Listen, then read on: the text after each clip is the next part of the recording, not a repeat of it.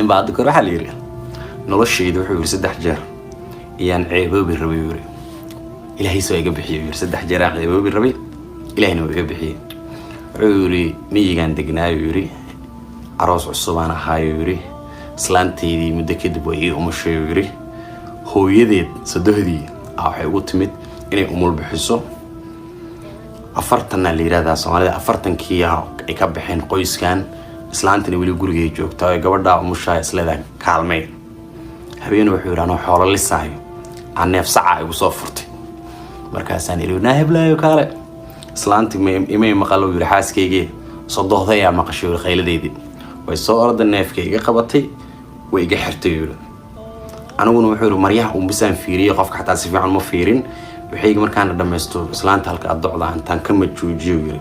oo dhigtan afku ugu dhaw wuxuu yiri naya hooyada u sheego yiri birtoola ha baxdo